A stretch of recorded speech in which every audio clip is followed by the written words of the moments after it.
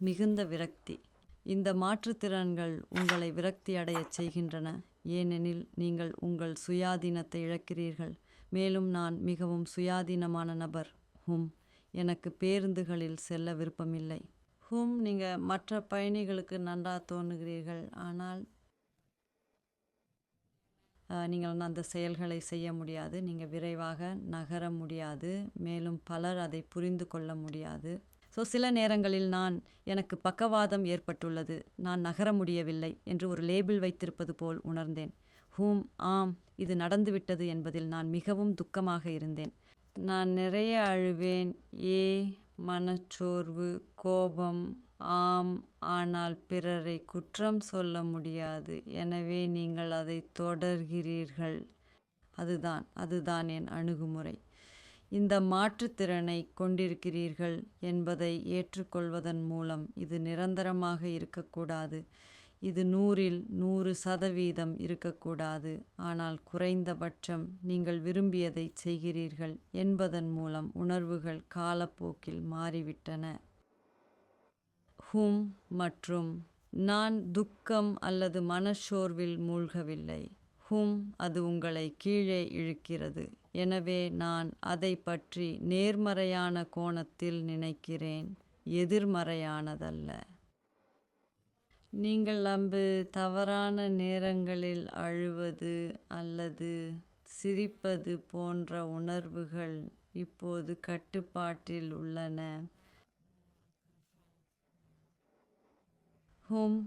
ஏதேனும் துக்கமான திரைப்படங்களுக்கு முன் நீங்கள் கண்களை அழுது விடுவீர்கள். அல்லது தவறான நேரத்தில் சிரிப்பீர்கள். ஆனால் இப்போது நீங்கள் அதை சமாளிக்கிறீர்கள். ஆம், நீங்கள் உணர்ச்சிகளை சமாளிக்கிறீர்கள் என்று சொல்லலாம். அப்படி என்ன, ஸ்ட்ரோக் ஏற்பட்ட பிறகு நான் ஒரு மருத்துவமனையில் இருந்தேன், பின்னர் மறுவாழ்வு பிரிவில் இருந்தேன். முதல்ல நான் மீண்டும் என் இயக்கங்களை பெறுவேன் என்று நினைத்தேன். ஆனால் சில காலத்திற்கு பிறகு சில குறைபாடுகள் இருக்கும் என்று நினைத்தேன், அதை ஏற்க வேண்டும் என்று நினைத்தேன். ஸ்ட்ரோக் ஏற்பட்டதால் நான் வேலைக்கு செல்லலை. அது என்னை ரொம்ப தனிமைப்படுத்தியது.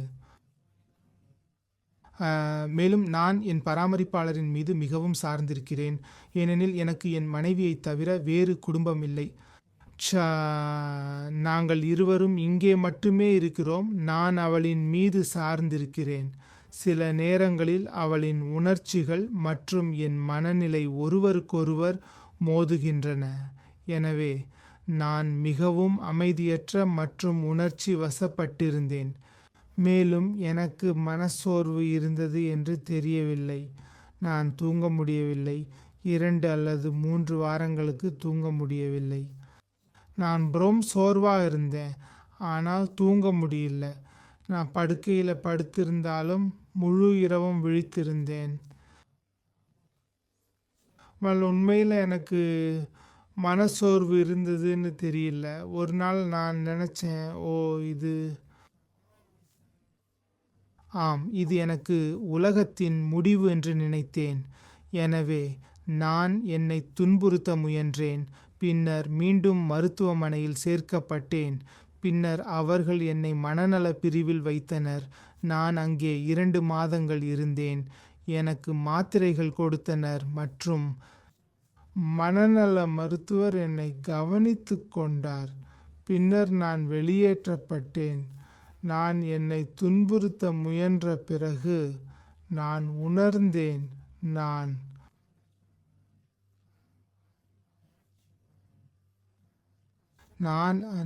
முந்தைய நிலைக்கு திரும்ப முடியாததால் நான் நடைமுறையில் இருக்க வேண்டும். நான் அதை மாற்றிக்கொள்ள வேண்டும். இப்போது எப்போதும் நான் நினைக்கும்போது நன்றாக, நான் மகிழ்ச்சி இல்லாமல் இருந்தேன். நான் நினைக்கிறேன், நான் முன்பு அனுபவித்த அனுபவத்தை நினைவில் கொள்ள முயற்சிப்பேன். அது என்னை துன்புறுத்துவது மிகவும் முட்டாள்தனமான விஷயம் என்று நான் அறிவேன். ஆகையால் நான் என்னை மாற்றிக்கொள்கிறேன். மேலும் நான் மீண்டும் எந்த முட்டாள்தனமான விஷயத்தையும் செய்யவில்லை. என் மருத்துவர் எனக்கு அது ஒரு பக்கவாதம் என்று சொன்னபோது நான் நினைத்தேன், இல்லை, இல்லை, பக்கவாதம் இல்லை. நான் கொஞ்சம் பயந்தேன். ஏனெனில் நான் நினைத்தேன், எதையாவது நான் மருத்துவமனையில் இருக்கிறேன், இதுக்கப்புறம் ஏதாவது நடக்க போகிறதா, நான் மோசமாக போகிறேனா.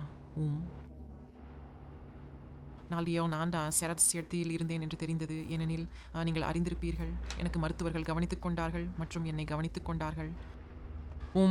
ஆம், நான் கொஞ்சம் பயந்தேன். நான் உறுதியாக இல்லை. நான் நினைத்தேன், ஓ, பக்கவாதம், இதற்கு இதயத்துடன் தொடர்பு உள்ளது. நான் புரிந்து கொண்டேன். நீங்கள் அறிந்திருப்பீர்கள், பக்கவாதம், நீங்கள் உடல் ஊனமுற்றவராகவும் சிதைந்தவராகவும் இருக்க வேண்டும். ஆம். எனவே நான் கொஞ்சம் பயந்தேன். நான் முன்பு இருந்தது போல நான் சாதாரணமாக இல்லை என்று உணர்ந்தேன். மேலும் சில நேரங்களில் நான் உண்மையில் கோபமாக இருந்தேன் மற்றும் நான் சில விஷயங்களை செய்ய முடியாததால் நான் ஏமாற்றமடைந்தேன். நான் பலருடன் சுற்றி இருக்க முடியாது போன்ற சில சூழ்நிலைகளில் இருக்க முடியாது. முதலில் மருத்துவமனையிலிருந்து வெளியே வந்தபோது அது எனக்கு ஒரு பிரச்சனையாக இருந்தது. அதை எப்படி கையாளுவதுன்னு எனக்கு தெரியவில்லை. அது எனக்கு மிகவும் மன அழுத்தமாக இருந்தது. பலர் சுற்றி இருப்பது போன்றது. அது வீட்டில் இருந்தாலும் அல்லது சமூகத்தில் வெளியே இருந்தாலும் அல்லது வெறும் ஷாப்பிங் செய்தாலும் நான் ஓடிவிட்டு ஒரு அறையில் ஒளிந்து கொண்டு என்னுடன் அமைதியாக இருக்க விரும்புவேன். அதை அது உண்மையில் உதவியது. ஆனால் இந்த உணர்வுகளை கையாள்வதில் நீங்கள் அறிந்திருப்பீர்கள், நான் செய்தது எல்லாம் நான் அவற்றை ஒவ்வொரு நாளும் கையாள்வதே. நான் அவற்றை உணர்ந்து கொண்டேன் மற்றும் சரி, இது நடந்தது ஏனெனில் நீங்கள் பக்கவாதம் அடைந்துள்ளீர்கள் என்று நினைத்தேன். ஆனால் அவை சிறப்பாகவும் ஆகும் என்று நான் எப்போதும் அறிந்திருந்தேன். மேலும் நான் அந்த நிலைமையில் இருந்தால் அவை சிறப்பாகவே இருக்கும். அதுவே நான் செய்தேன். ஆகவே என்னை மகிழ்ச்சியின்மையை கடக்க நான் எங்கு இருந்தேன் என்பதை ஏற்றுக்கொண்டேன் மற்றும் நான் என்ன செய்ய முடியும் என்பதை செய்யவும், நான் இருந்த இடத்தில் நான் சிறந்ததை செய்யவும் நான் அதை செய்தபோது நான் பயம், மகிழ்ச்சியின்மை, மனச்சோர்வு போன்ற பல்வேறு உணர்வுகளை கடந்து வந்தேன். அறிவினை நீங்கள் எங்கே இருக்கீங்க என்பதை ஏற்றுக்கொள்வது மற்றும் நீங்கள் என்ன செய்ய முடியும் என்பதை செய்வது மற்றும் அதை சிறிதாக செய்வது. உங்களை சுற்றி நல்லவர்கள் இருக்க வேண்டும், உங்களை ஊக்குவிக்க வேண்டும், நேர்மறையாக இருக்க வேண்டும், உறுதியுடன் இருக்க வேண்டும். இது அனைத்தும் இந்த விஷயங்களை கடக்க உதவுகிறது. நான் உணர்ந்தேன், அது இருக்க முடியாது. நீங்கள் அறிந்திருப்பீர்கள், இது பிறருக்கு நடந்தது என்று நான் கேட்டேன். ஆனால் எனக்கு நடக்கிறது, நீங்கள் அறிந்திருப்பீர்கள். முழுமையாக உடல் நலமுள்ள மனிதன். பின்னர் நான் ஒரு வகையில் நீங்கள் அறிந்திருப்பீர்கள், இசையை எதிர்கொள்ள வேண்டும். நீங்கள் அறிந்திருப்பீர்கள், இது எனக்கு ஏற்பட்ட பக்கவாதம். நீங்கள் அறிந்திருப்பீர்கள், அதை சமாளிக்கவும் நீங்கள் அறிந்திருப்பீர்கள். நான் முடிந்தவரை நன்றாக என்ன நடந்தது என்று நான் இன்னும் நினைத்து கொண்டிருந்தேன். நீங்கள் அறிந்திருப்பீர்கள், நான் நம்ப முடியல, எனக்கு உணர்வு இல்லை, எனக்கு இயக்கம் இல்லை, நான் காலை நகர்த்த முடியல, என் கையை நகர்த்த முடியல, பேச முடியல. நான் உண்மையில் படுக்கையிலே இருந்தேன். நீங்கள் அறிந்திருப்பீர்கள், என்னை இங்கே அங்கே தூக்கிச் செல்ல வேண்டியிருந்தது. மற்றும் கூட நீங்கள் அறிந்திருப்பீர்கள், நான் முன்பு செய்ய முடிந்த சிறிய விஷயங்கள் இப்பொழுது எனக்கு புதியதாக இருந்தது. நான் அதை செய்ய முடியவில்லை நன்றாக. எனக்கு பக்கவாதம் ஏற்பட்ட போது, உண்மையில் பக்கவாதத்தின் போது அது என் குடும்பத்தினருக்கு மிகவும் பாதிப்பை ஏற்படுத்தியது. நீங்கள் அறிந்திருப்பீர்கள், ஏனெனில் நான் ஒரு நல்லாக நான் வேலை செய்த போது பஸ் ஓட்டுறதில் 10 ஆண்டுகள் இருந்தேன். நீங்கள் பார்க்குறீங்க, பஸ்களில் நான் நிறைய நண்பர்களை செய்தேன். நீங்கள் அறிந்திருப்பீங்க, நிறைய பயணிகள் என்னை அறிந்தனர், முதல் பெயரால். என் வேலைக்காரர்களும் கூட நீங்கள் அறிந்திருப்பீர்கள், அவர்கள் இதுவே ஜார்ஜ் என்று நம்ப முடியவில்லை. நீங்கள் அறிந்திருப்பீர்கள். ஆனால் அவர்கள் என்னை மருத்துவமனையில் வருகை தந்தபோது நீங்கள் அறிந்திருப்பீர்கள், அவர்கள் சொன்னார்கள், நான் பேச முடியவில்லை, அவர்கள் தாங்களே உடைந்து விட்டனர். நீங்கள் அறிந்திருப்பீர்கள், நான் உடைந்துவிட வேண்டும் என்று அவர்கள் உடைந்து விட்டனர். ஆனால் அவர்கள் பார்த்ததை நம்ப முடியலை. நீங்கள் அறிந்திருப்பீர்கள், என் குடும்பம், நீங்கள் அறிந்திருப்பீர்கள், அவங்க பக்கவாதம் ஏற்பட்டதிலிருந்து என்னுடன் இருந்தனர். நல்லா அவங்க எப்போதும் செய்கிறாங்க, ஆனால் அவங்க நம்ப முடியல. என் மகன் என்னை குளிக்க உதவ வேண்டும், நீங்கள் அறிந்திருப்பீர்கள். மற்றுமெல்லாம் நான் உணர்ந்தேன், மேலும் உணர்ந்தேன் மிகவும் மனச்சோர்வு. ஏனெனில் நான் செய்ய முடியாது, நான் செய்ய விரும்பிய சில விஷயங்களை செய்ய முடியவில்லை. மற்றும் ஒரு குறிப்பிட்ட பகுதி நான் நீங்கள் அறிந்திருப்பீர்கள், நான் உயிரோடு இருக்க விரும்பவில்லை, நீங்கள் அறிந்திருப்பீர்கள், அது உண்மையில் உங்களை பாதித்தது. நான் நினைத்தேன், இல்லை, நீங்கள் நம்பினால் நீங்கள் அறிந்திருப்பீர்களா? ஏனெனில் நாங்கள் அனைவரும் தேவாலயத்துக்கு செல்கிறோம் மற்றும் என் குழந்தைகள் அனைவரும். நான் சொன்னேன், இல்லை, அது பலவீனமாக உள்ளது. நீங்கள் அறிந்திருப்பீர்களா அப்படி பைக்கிங் செய்வது? அதில் நுழைந்து பொறுமையாக இருங்கள் மற்றும் உங்கள் உடற்பயிற்சி செய்யுங்கள், ஆண்டவரை பிரார்த்தியுங்கள் மற்றும் எல்லாம். பின்னர் நீங்கள் வெகுமதி பெறுவீர்கள். நீங்கள் அறிந்திருப்பீர்களா? ஆனால் நீங்கள் கீழே இருப்பது நல்லதல்ல, ஏனெனில் நீங்கள் உங்களை கீழே செல்ல வைக்கிறீர்கள் மற்றும் உங்கள் உடற்பயிற்சி மற்றும் எல்லாம். நீங்கள் அறிந்திருப்பீர்கள்.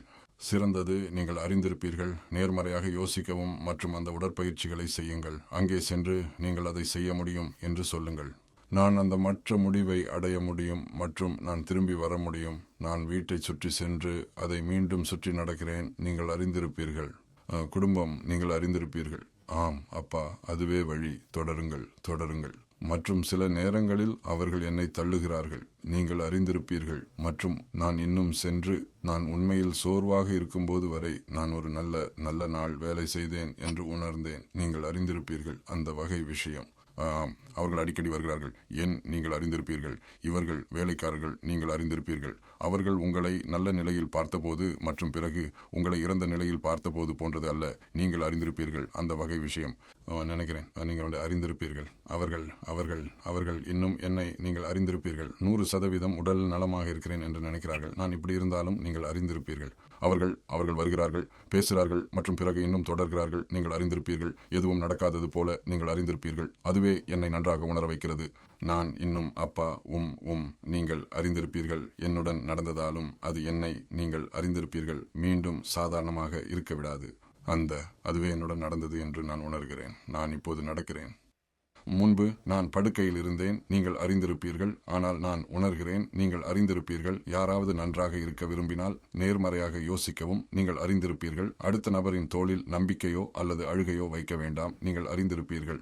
நீங்கள் சரியானதை செய்வதன் மூலம் அவர்களையும் மகிழ்ச்சியாக்க முயற்சிக்கவும். நீங்கள் அறிந்திருப்பீர்கள். நான் முதலில் மருத்துவமனைக்கு வந்தபோது நான் இருந்தது தோன்றியது ஒரு மேகத்தில் அல்லது அதில் இல்லை. மற்றும் அடுத்தது என்ன நடக்கப் போகிறது என்று பார்க்க காத்திருந்தேன். அவர்கள் என்னிடம் ஒரு கட்டத்தில் என் கால்களை உணர முடியுமா என்று கேட்டனர் என்று நினைவில் உள்ளது. அது எப்போதுன்னு எனக்கு தெரியல. ஆனால் இல்லையெனில் நான் எல்லாவற்றையும் என் நடைமுறையில் எடுத்துக்கொண்டேன் மற்றும் நான் பக்கவாதம் அல்லது ஏதாவது பற்றி கவலைப்படவில்லை.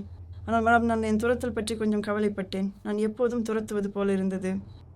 அந்த நிலைமையில் அது என் மிகப்பெரிய கவலை. பக்கவாதத்திற்கு பிறகு நான் எதையும் உணரவில்லை என்று நினைக்கிறேன். ஆனால் நான் என் வாழ்க்கையை நான் பார்க்கும் விதத்திலே வாழ்ந்துள்ளேன். முழுமையாக மகிழ்ச்சியாக ஒவ்வொரு முறையும் ஒரு நகைச்சுவையை முயற்சிக்கவும். ஆனால் தொடர்ந்து நான் அதை மேம்படுத்த வழிகளை எப்போதும் தேடுகிறேன். என் வாழ்க்கை, நான் பேசுகிறத மேம்படுத்த முடியும். நான் பேச முடியாத இடத்துல இப்போது நான் மிகவும் நன்றாக பேசுகிறேன். ஒவ்வொரு நாளும் நான் செல்வேன். நான் திரும்பி பார்த்து நான் கற்றுக்கொண்ட ஒரு விஷயத்தை நினைக்க முடியும். நான் மேம்படுத்திய ஒரு விஷயம். அதற்கு எதுவும் இடையூறு செய்ய முடியாது.